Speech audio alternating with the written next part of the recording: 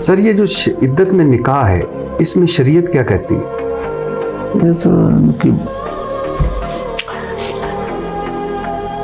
آج ہجری کون سی ہے؟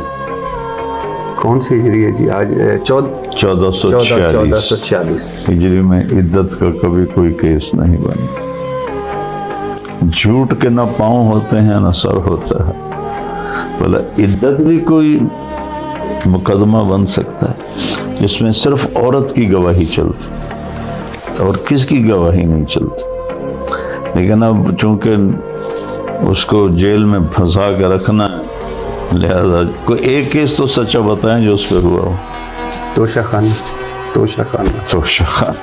اس نے پیسے ادا کیے.